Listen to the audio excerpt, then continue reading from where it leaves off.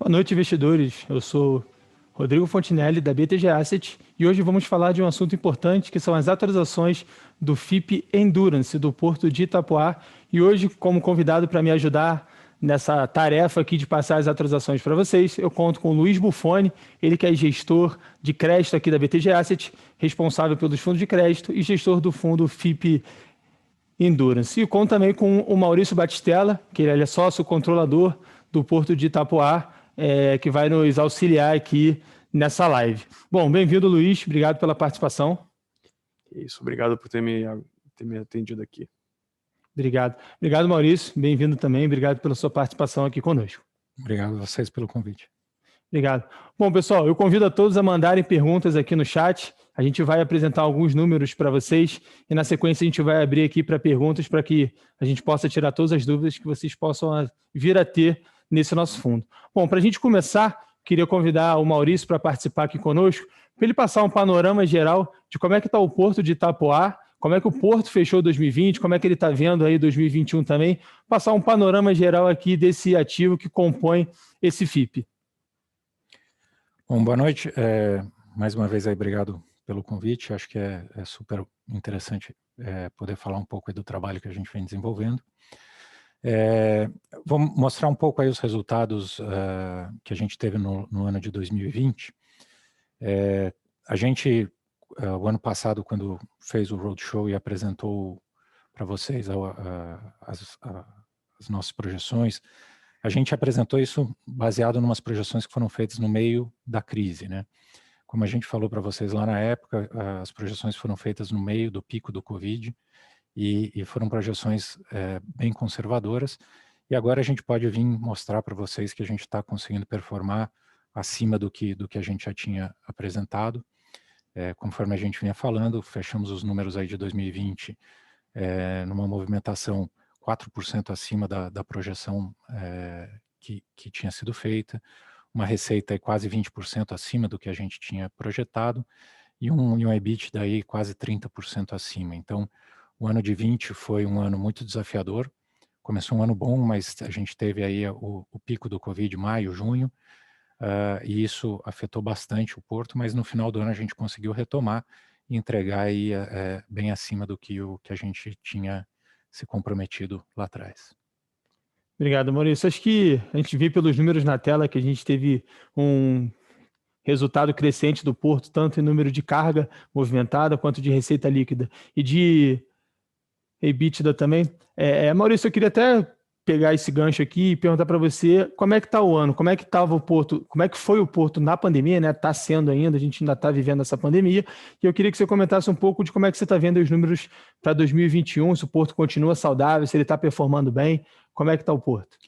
Bom, acho que 2021 tem, apesar de a pandemia estar continuando, a gente ter tido a segunda onda aí bem forte na parte de saúde, isso não tem se refletido negativamente nos números terminal, pelo contrário.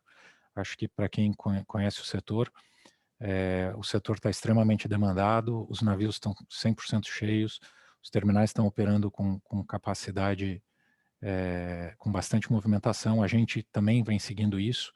A gente está aí uns 10% acima do ano passado em termos de movimentação até o momento.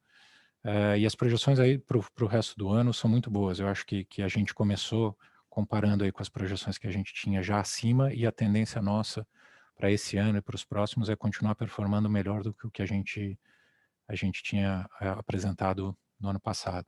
Então é um ano bem positivo, apesar das circunstâncias todas. Eu acho que vai ser o melhor ano aí que a gente teve na história disparado. Nossa, boa, excelente notícia então, Maurício, obrigado. Bom, pessoal, então eu vou trazer depois dessas boas notícias que o Maurício trouxe aqui, eu vou trazer o Luiz Buffoni para comentar um pouco como é que está a performance do fundo, como é que está a questão dos dividendos. A gente anunciou essa semana o pagamento de dividendos, então eu vou passar a palavra para o Luiz, para ele comentar um pouco como é que a gente está vendo esse fluxo de pagamentos aí do fundo. Obrigado, Rodrigo. Então, enfim, né, a gente já percebeu aí em 2021, né, uma rentabilidade, um dividendo pago acima do inicialmente projetado. Então, lembrando até historicamente, né, quando a gente lançou o nosso primeiro relatório, que era uma revisão dos números de 2020, gente fez isso no final de abril, né, recém tinha saído as demonstrações do Porto. A gente já tinha visto, né, esse resultado melhor, a gente comunicou com os nossos cotistas, mas na época, né, a gente ainda não tinha uma visibilidade de qual seria, né, realmente o pagamento que seria feito, né, de dividendos da parte do Porto, né, para servir a nossa dívida. Então a gente, na época, optou, né, por uma previsão conservadora, na época era de 1,20 por cota, né, que saiu no relatório, e a gente está muito feliz de poder, né, dado aí o relato do Maurício, né, do performance boa do Porto em 2020, a gente conseguiu fazer um pagamento maior, né, quase o dobro aí do que a gente tinha estimado inicialmente, chegando a 2,14 por cota. Então isso aí reflete-se, né, por óbvio, com a geração de caixa melhor do Porto, a gente conseguiu, né, não só pagar a parcela de juros, que era o 1,20 devido, né, que era tão somente o juros contratual da debênture, como a gente conseguiu antecipar parte do fluxo, que era o mecanismo que a gente tinha falado de antecipação, né, de a gente se beneficiar caso o Porto performasse melhor, antecipando um pouco o pagamento da dívida.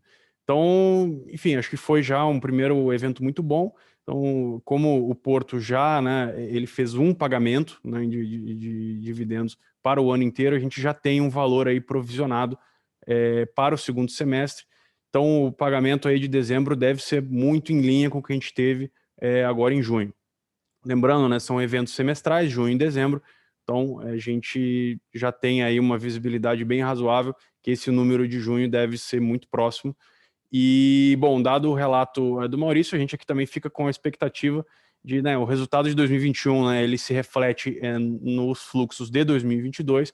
Então, tendo um ano bom no Porto aí, as nossas perspectivas continuam sendo positivas para o desempenho do ativo no futuro. Então, além da gente, né, ter um ativo, né, estar exposto ao risco de um ativo que está performando melhor do que a gente esperava, então o risco de crédito está mais baixo, a gente está vendo isso também na parte de fluxo, né? Então algo que nos traz aí um duplo conforto. Então a gente está assim absolutamente satisfeito com essa performance e estamos muito felizes de poder estar pagando aí, adiantando pagamentos para os nossos cotistas. Maravilha, Buffoni. Acho que um ponto importante é para saber, assim, a gente anunciou essa semana esse dividendo de 2,14. Como é que isso impactou a cota e quando que os cotistas que têm a posição, que tiveram a posição aí no dia 23, recebem esse valor? Perfeito. Então, como a gente falou, ontem foi o último dia, né? Foi o dia quem teria direito a esse pagamento. Então, hoje a cota amanheceu ex-dividendos. Então, tanto, né, o valor a mercado quanto a cota patrimonial, eles nasceram com valor 2,14 menor, né? Então, ontem fechou a 96,5 o valor da cota. Então, hoje amanheceu, né, aí na casa 94,36 seria o valor justo. E aí hoje a gente já teve um desempenho positivo, né? Então, o valor de mercado hoje fechou em 97,85, então muito próximo aí do que seria o 100, né, pré-pagamento. Então, quando a gente olhasse, o valor, como pagou 2,14, o valor o equivalente à cota 100 seria aí 97,86, né? Então ficou um centavo abaixo. Então, acho que a gente vê aí que, né, continua um pouco abaixo, né, do valor patrimonial, então ainda tem uma oportunidade aí. E sobre o rendimento, quem recebe no dia 30 de junho, então, né, quem tinha cota até ontem vai receber o valor no dia 30 de junho, então é até para os clientes, né, quando olharem seus home brokers, né, isso vai aparecer naquela parte de valores em trânsito, valores a receber. Às vezes pode demorar, tem gente que já pode ter percebido, tem gente que vai ver aí creditado aí daqui, né, esse valor a receber daqui um dia ou dois, mas fiquem tranquilos, todo mundo que detinha a cota ontem, no dia 30 de junho vai receber o pagamento.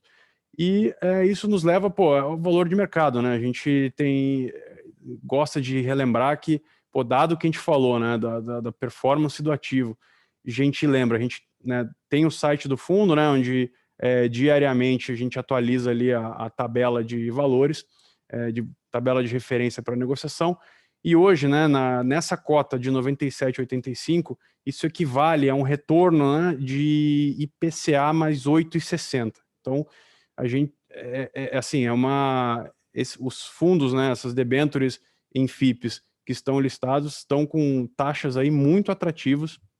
Então, hoje não tem nada no mercado que esteja pagando o IPCA mais 8,60 com esse risco que a gente acabou de falar. Pô, ativos bons, ativos que estão performando acima do esperado, estão com uma forte geração de caixa. Então, na nossa visão, é onde o investidor ainda consegue achar, né, algum retorno diferenciado, né? O mercado de debêntures como um todo, né, tem se mantido ali na casa do 4, IPCA mais 4 alto, IPCA mais 5 em alguns casos, e aqui a gente tem, né, um retorno expressivamente maior num ativo de muito bom risco. Maravilha, Buffoni. Eu acho que a mensagem que a gente passou aqui é que a cota está barata, tem algumas oportunidades, a gente está pagando mais do que a gente prometeu e que o Porto está saudável, né? Então, diante dessas notícias boas, eu vou abrir para perguntas aqui, por favor, todos mandem para a gente perguntas no chat, a gente vai ler e passar aqui para os dois convidados responderem. Para pegar um primeiro gancho, Maurício, até queria que você participasse, por favor, sobre o Porto. A gente está falando aqui de um fundo que tem um ativo.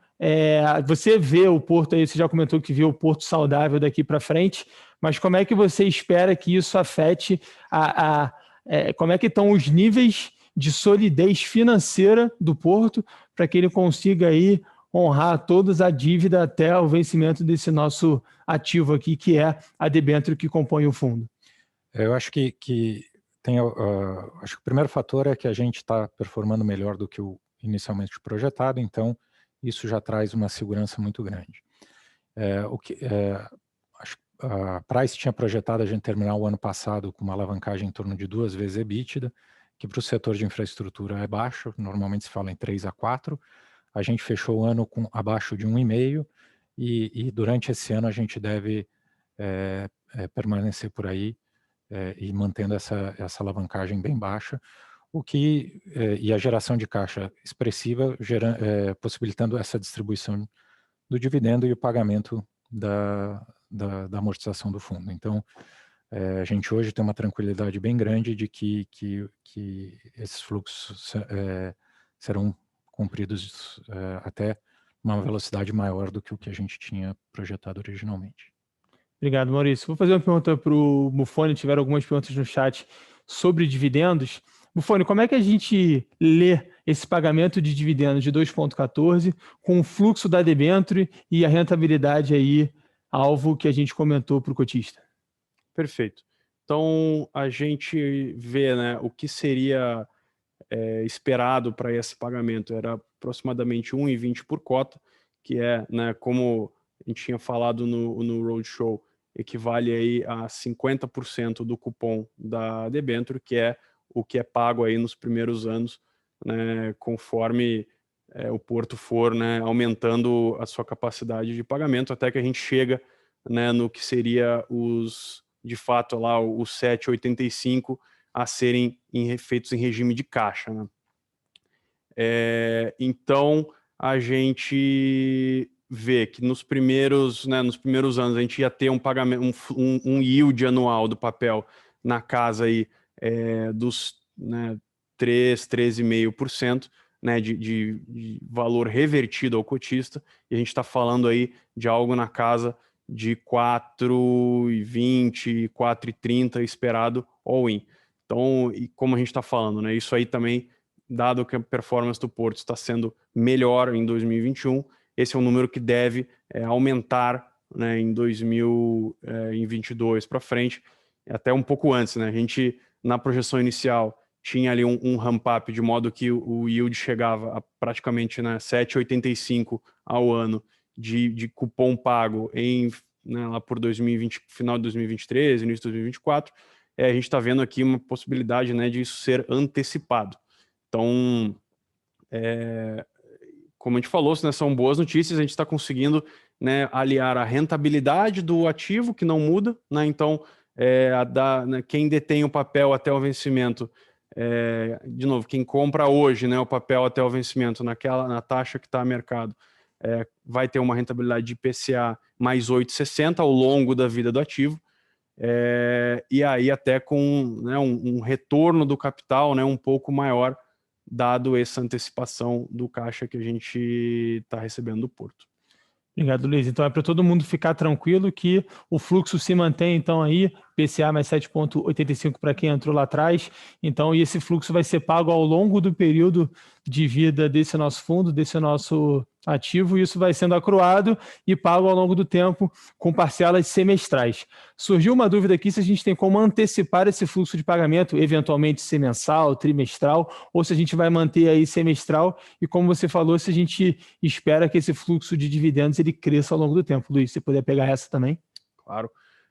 O pagamento a gente vai fazer semestral, porque a característica é seguir a debênture, né? Então, como esse ativo ele é muito similar a uma debênture, né? É uma debênture dentro de um fundo, todas as debêntures, né, uma grande maioria paga aí semestralmente, e a gente vai seguir o fluxo. Então, a gente recebe o pagamento da debênture e a gente reverte 100% para o cotista aí no mesmo mês de pagamento. Sobre o fluxo o fluxo caixa, né? Isso com certeza vai aumentar aí expressivamente nos próximos anos, tanto quanto a gente começa a receber, né? O Porto começa a performar melhor, a gente começa a receber esse cupom de grosso modo 7,85, 8%, quase, né, 8% ao ano, assim como, né, aí daqui a 4, 5 anos, a dívida começa a ser amortizada e aí o capital investido pelos investidores começa a ser devolvido, né? Então, lembrando que né, se o yield maior, né, ele significa que parte do dinheiro, né, quando o debênture começa a amortizar, também está sendo devolvido ao cotista. Então, de grosso modo, vai subir, né? Então, vai ser, pelo que a gente está vendo, vai ter muitas surpresas positivas aí, com essa rentabilidade aí de 7,85 para quem entrou lá atrás. Obrigado, Luiz. Acho que mais uma dúvida que surgiu aqui é sobre o preço de tela e o preço patrimonial. Como é que a gente vê aí, como é que a gente espera que o comportamento do preço de tela e o preço patrimonial eles andem daqui para frente, dado o cenário positivo e esse accrual que a gente comentou que vai ser pago ao longo do tempo? Bom, a gente vê, né, que eles andam de maneira muito parecida, né? Então, obviamente, né, o valor de tela, como ele não é algo que depende do apetite do mercado, né? Então, tem dias que ele sobe um pouco, tem dias que ele desce um pouco, mas na média ele anda aí de maneira aderente, às vezes com um pouco de ágio, às vezes com um pouco de deságio, muito na casa de mais ou menos ali 5% do valor patrimonial.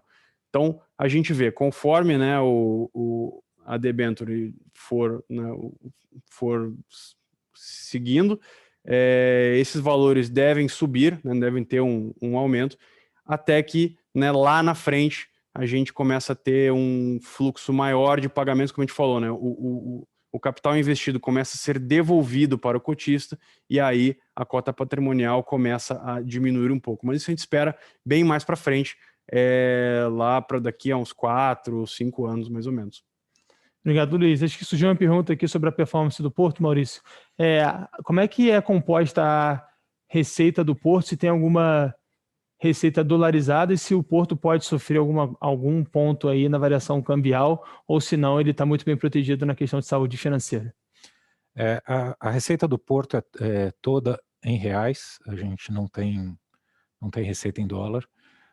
A gente tem alguma correlação com o dólar, porque, obviamente, quando o câmbio sobe, acabam as exportações diminuindo, a importação diminuindo, a exportação aumentando e vice-versa. Então, isso acaba flutuando um pouco o mix e afetando eventualmente um pouco no curto prazo a receita do Porto. Mas no longo prazo, a gente não tem muita correlação com o dólar, tem muito mais a ver com a economia e com o trade, ou seja, com a exportação e importação do que com o dólar. Então, na medida que o dólar afete a importação e exportação, ele pode afetar a receita do Porto mais do que qualquer outra situação. Obrigado, Maurício. Bom, eu vou agradecer a participação de vocês dois, passar a palavra para o Luiz Buffoni fazer as considerações finais. Se quiser passar uma mensagem para os nossos investidores. Lembrando que aqui é um fundo de debênture, é um fundo monoativo, então todo o fluxo, tanto de pagamento de dividendos, quanto o fluxo de amortização do principal, ele vai ser casado junto com a debênture. Então, é um fundo com característica aqui de renda fixa e a gente está muito feliz com as informações aqui passadas pelo Maurício. Luiz, queria que você finalizasse, por favor, com as suas considerações. Claro. Então, acho que aqui a gente sai, né, com alguns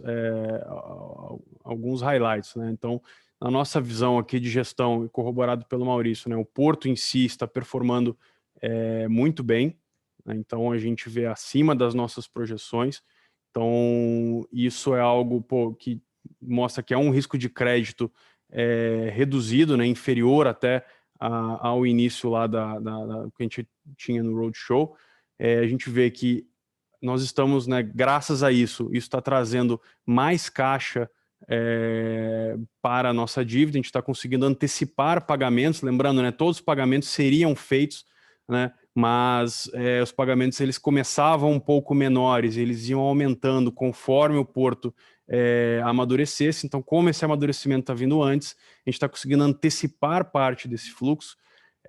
Então, isso coloca mais dinheiro, né, no bolso dos investidores. Lembrando, mas isso não muda a rentabilidade, né? Então, quem comprou na emissão continua com o seu 7,85.